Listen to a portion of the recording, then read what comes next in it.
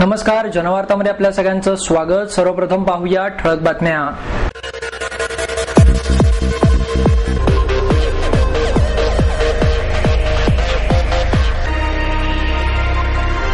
सहकार मंत्री हर्षवर्धन पाटील यांच्या गाडीस भीषण अपघात। पुणे शहर आणि पिंपरी चिंचवड परिसरातील कनिष्ठ महाविद्यालयातील इयत्ता 11वीच्या केंद्रीय प्रवेश प्रक्रियेला सुरुवात। स्टेट बँक ऑफ इंडियाच्या प्रोबेशनरी ऑफिसर्स या पदासाठी झालेल्या अनेक परीक्षा केंद्रात चलन भरण्याची पावती नसल्याच्या क्षुल्लक कारणावरून अनेक विद्यार्थ्यांना परीक्षेस बसण्यास मज्जाव। पैसा प्रसिद्धीपेक्षा कलेची सेवा हेच ध्येय मानून प्रत्येक कलावंतांनी आपल्यातील विद्यार्थी जपला पाहिजे, ज्येष्ठ गायिका आरती अंकलीकर यांचं मत। आणि वॉर्ड क्रमांक 133 मधील 10वी आणि 12वीच्या गुणवंत विद्यार्थ्यांचा सिने अभिनेता संतोष जुवेकर आणि अभिनेत्री नेहा गद्रे यांच्या हस्ते सत्कार। सहकार मंत्री हर्षवर्धन पाटील यांच्या गाडीस बारामतीजवळ भीषण अपघात झाला। राज्याचे सहकार मंत्री हर्षवर्धन पाटील यांच्या गाडीस रविवारी पहाटे बारामतीजवळ झालेल्या भीषण अपघातात पाटील यांच्या डोक्यास आणि उजव्या हाताच्या मनगटाला जखम झाली, तर त्यांच्या पत्नी भाग्यश्री यांच्या ओठांजवळ मार बसला आहे। दोघांवर रुबी हॉल क्लिनिक येथे उपचार सुरू असून त्यांची प्रकृती स्थिर असल्याचे डॉक्टरांनी सांगितले आहे। दरम्यान मुख्यमंत्री पृथ्वीराज चव्हाण यांनी पाटील यांची रुबी हॉल क्लिनिक येथे भेट घेऊन त्यांच्या तब्येतीची विचारपूस केली। पाटील यांच्या अपघाताचे वृत्त समजताच काँग्रेसच्या अनेक कार्यकर्त्यांनी रुबी हॉल येथे गर्दी केली। साहेबांची प्रकृती कशी आहे अशी विचारणाही कार्यकर्ते करीत होते। पोलिसांचा कडक बंदोबस्त असल्याने कोणालाही हॉस्पिटलमध्ये सोडण्यात येत नव्हते।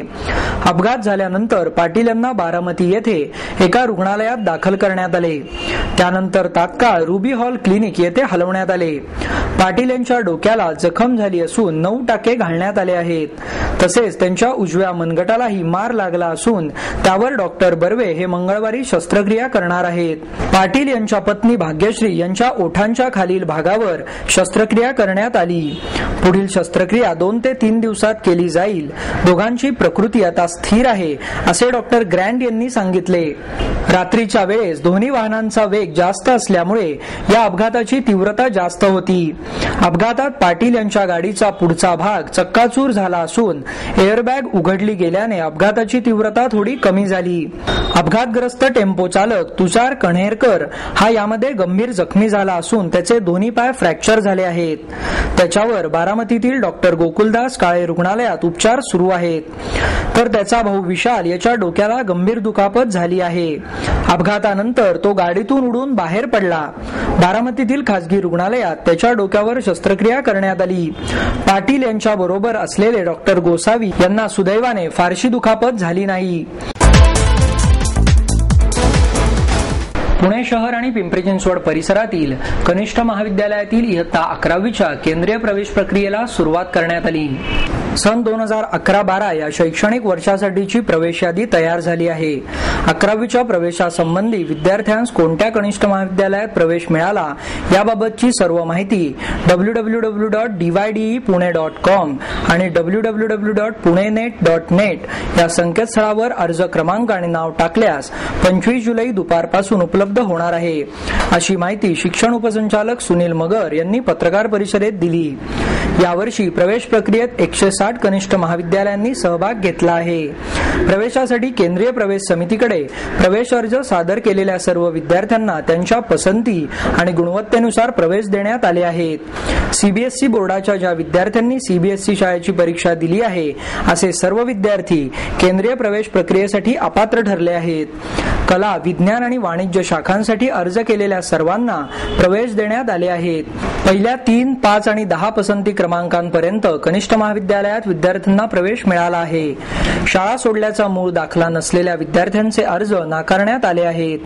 पालक किंवा विद्यार्थ्यांनी आपल्या नजीकच्या कनिष्ठ महाविद्यालयात जाऊन निकाल पाहावा। विशिष्ट कनिष्ठ महाविद्यालयात गर्दी करू नये असे आवाहनही समितीमार्फत करण्यात आले आहे। विद्यार्थ्यांनी प्रतीक्षा यादीची वाट न पाहता मिळालेल्या सर्व कनिष्ठ महाविद्यालयात योग्य मुदतीत प्रवेश घ्यावा। प्रतीक्षा यादीची वाट पाहताना जर मिळालेल्या कनिष्ठ महाविद्यालयात प्रथम यादीच्या मुदतीत प्रवेश घेतला नाही तर महाविद्यालयातील प्रवेश गमवावा लागेल, असेही मगर यांनी यावेळी सांगितले। याबरोबरच एटीकेटी विद्यार्थ्यांची प्राथमिक गुणवत्ता यादी आणि अंतिम गुणवत्ता यादी ही संकेतस्थळावर प्रसिद्ध होईल।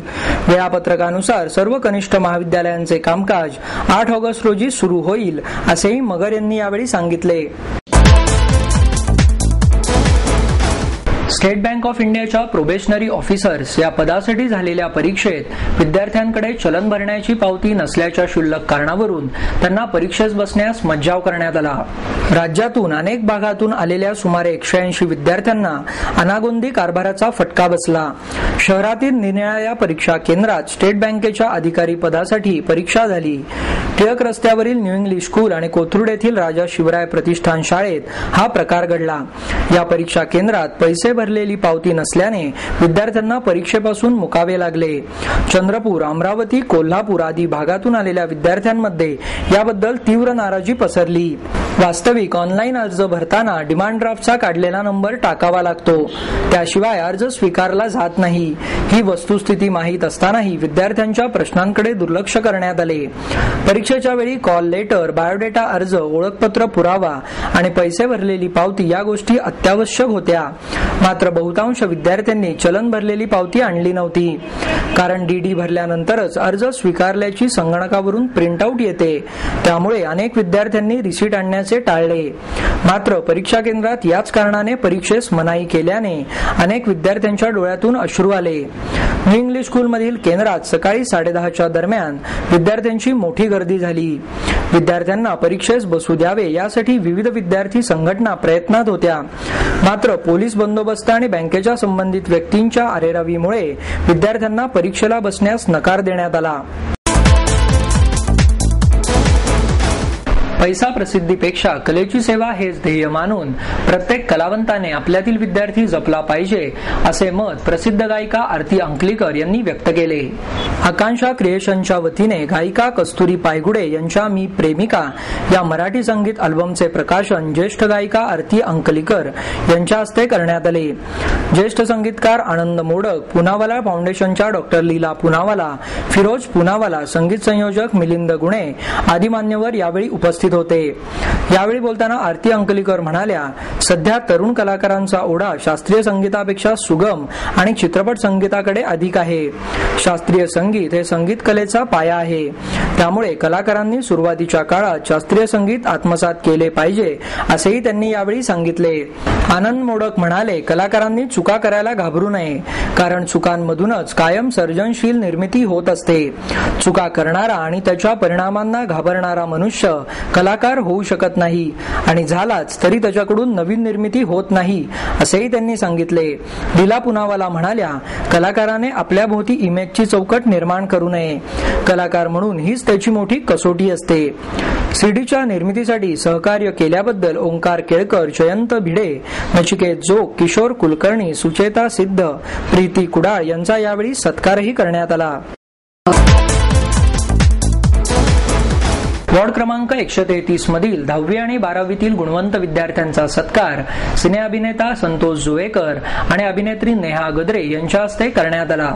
या विभागातील 10वी आणि 12वीत यशस्वी झालेल्या गुणवंत विद्यार्थ्यांना पुढील शैक्षणिक जीवनात असेच यशस्वी होण्यास प्रोत्साहित करण्यासाठी नगरसेवक शंकर पवार यांच्या वतीने या सत्कार समारंभाचे आयोजन करण्यात आले। यावेळी शिक्षण मंडळ अध्यक्षा संगीता तिवारी, काँग्रेस शहराध्यक्ष अभय छाजेड, माजी गृहराज्यमंत्री रमेश बागवे, उपमहापौर प्रसन्न जगताप, नगरसेविका रीना पवार, स्वीकृत नगरसेवक तुकाराम पवार, अरुण दिंदिमे, किरण गंजकर आदी मान्यवर उपस्थित होते। सत्कार प्रसंगी या गुणवंत विद्यार्थ्यांचा संतोष जुवेकर, नेहा गद्रे, शंकर पवार यांच्या हस्ते गुलाब पुष्प आणि मानचिन्ह देऊन सन्मान करण्यात आला। आपले मनोगत व्यक्त करताना संतोष जुवेकर म्हणाला, ज्या विद्यार्थ्यांनी वर्षभर मन लावून प्रामाणिकपणे जो अभ्यास केला त्याचेच हे गोड फळ आहे। त्यांनी मिळवलेले हे गुण त्यांना त्यांच्या भविष्यातील वाटचालीत सदैव प्रोत्साहित करत राहतील. ज्यांनी परीक्षेत 90, 92, 95% मिळवले आहेत त्यांनी हे गुण इथेच विसरून जाऊन भविष्यात त्यापेक्षाही जास्त गुण मिळवायचे उद्दिष्ट ठेवले पाहिजे. त्याचप्रमाणे तुमच्यासारख्या गुणी आणि हुशार मुलांनी राजकारणात जाऊन सिस्टीममध्ये बदल घडवून आणला पाहिजे असे आवाहनही जुवेकर यांनी यावेळी केले. यावेळी बोलताना नगरसेवक शंकर पवार म्हणाले, या वॉर्डमध्ये 2004 सालापासून या सत्कार समारंभाचे आयोजन करण्यात येते. यावेळी सत्कारार्थी विद्यार्थ्यांची असणारी संख्या 20 पासून आज 400 वर गेली आहे. ज्या परिस्थितीत हे विद्यार्थी इतके चांगले यश संपादित करत आहेत त्यामागे या परिसरातील रहिवासी विद्यार्थ्यांचे आई वडील आणि त्यांचे हितचिंतक यांचा मोलाचा वाटा आहे. 15-15 तास अथक अभ्यास करून या विद्यार्थ्यांनी हे यश अक्षरशः खेचून आणले आहे. त्यामुळेच त्यांच्या कष्टांचे चीज व्हावे यासाठी आम्ही दरवर्षी या सत्कार समारंभाचे आयोजन करतो असेही त्यांनी यावेळी सांगितले. या प्रसंगी संगीता तिवारी, रमेश बागवे, प्रसन्न जगताप यांनीही विद्यार्थ्यांच्या अभिनंदनपर आपले मनोगत व्यक्त केले. रंगशिला संस्था निर्मित ए झेंडू हा चित्रपट राष्ट्रीय चित्रपट संग्रहालयात प्रदर्शित करण्यात आला. या शुभारंभ प्रदर्शनाला ज्येष्ठ लेखिका भागवत आणि शिवशाहीर बाबासाहेब पुरंदरे उपस्थित होते. झेंडू प्रत्येकानेच कधी ना कधी अनुभवलेला असतो. संपूर्ण गटातून कधीतरी आपल्यालाही बाजूला टाकल्याचा अनुभव घेतलेला असतो. तो जसा पुन्हा नव्याने समोर आला आणि त्याने जशी सर्वांची टिंगल केली तशीच करता यायला हवी अशी प्रतिक्रिया ए झेंडू या रॅगिंगवरील आधारित चित्रपट बघितल्यानंतर शालेय विद्यार्थ्यांनी व्यक्त केली. चित्रपटाविषयी बोलताना बाबासाहेब म्हणाले, अशा विषयांवर जनजागृती होणे आवश्यक आहे. अशाच एखाद्या विषयावर पुन्हा चित्रपट होणार असेल तर त्यात मलाही भाग घ्यायला आवडेल. तर भागवत म्हणाल्या, कुमारवयीन मुले फार संवेदनशील असतात. त्यांची जसजशी वाढ होत जाते तसे त्यांच्या खाण्यापिण्यापासून सर्वच गोष्टींची काळजी घेणे आवश्यक असते. या चित्रपटाचे लेखन आणि दिग्दर्शन भैरवी पुरंदरे यांचे आहे. या विषयात त्यांनी चाचपडतच हात घातला होता. फिल्म कशी होईल याविषयी साशंकता वाटत होती. मात्र मुलांनी जो भरभरून प्रतिसाद दिला त्यावरून फिल्म यशस्वी झाल्याची पावती मिळाल्याचेही त्यांनी यावेळी सांगितले. चित्रपटाच्या नायक झेंडूच्या जागी आपणच आहोत अशी कल्पना करून मुलांनी त्याप्रमाणे आपल्या भावना व्यक्त केल्या. चित्रपटातील रहस्य, हास्य, त्रास सारेच काही स्वतः अनुभवल्याप्रमाणे चित्रपट बघताना प्रतिक्रिया व्यक्त करत होत्या. भारत गायन समाज संस्थेच्या वतीने ज्येष्ठ संगीतकार अशोक पत्की यांना ज्येष्ठ निर्माते दिग्दर्शक राजरत्त यांच्या हस्ते वसुंधरा स्मृती पुरस्कार प्रदान करण्यात आला. यावेळी संस्थेचे अध्यक्ष सुधाकर जोशी, वसुंधरा ट्रस्टच्या विश्वस्त अरुणा गवाणकर आदी मान्यवर उपस्थित होते. महाराष्ट्र हा जसा दगडांचा धोंड्यांचा देश आहे तसाच तो संगीत सुरांचाही देश आहे असे प्रतिपादन ज्येष्ठ चित्रपट निर्माता दिग्दर्शक राजदत्त यांनी केले. पुढे बोलताना राजदत्त म्हणाले, महाराष्ट्राचे वर्णन राकड देशा, कणखर देशा, दगडांच्या देशा असे करण्यात आले आहे. मात्र महाराष्ट्राला संगीताची मोठी परंपरा असून तो संगीत सुरांचाही देश आहे हे विसरून चालणार नाही. सांगीतिक परंपरेत असे अनेक कलावंत आहेत ज्यांना नवीन पिढीसमोर आदर्श म्हणून येता येईल. त्यात अशोक पत्की यांचाही समावेश आहे. कलावंताने केव्हाही समाधानी असू नये, त्याने काहीतरी नव्या शोधात राहावे. त्याशिवाय कलावंतात जिवंतपणाचे लक्षण आहे असेही म्हणता येणार नाही. मला संगीत क्षेत्रातून खूप काही शिकता आले, मात्र शास्त्रीय संगीत शिकता आले नाही अशी खंत व्यक्त करत अशोक पत्की म्हणाले, बहिणीबरोबर गाण्यांच्या कार्यक्रमाला जाऊन कलाकार वाद्य कसे वाजवतात याचे निरीक्षण केले. तसेच पंडित मनोहर चिमुटे यांच्याकडे 1 महिना शिकवणी केल्यामुळेच मी अनेक गीतांना संगीत देऊ शकलो. 1980च्या दशकात चित्रपटसृष्टीत प्रवेश केल्यानंतर गीत तयार करण्यासही सुरुवात केली. सत्काराला उत्तर देताना पुढे पत्की म्हणाले, अजूनही शिकण्याची आवड असल्याने स्वतःला कधी मी मोठे मानले नाही. कार्यक्रमात पत्की यांनी संगीतबद्ध केलेली केतकीच्या बनी तिथे नाचला ग मोर, नाविका रे वारा वाहे रे आदी गाणी दीपिका जोग, शिल्पा पुंटांबेकर, मंदार आपटे यांनी सादर केली.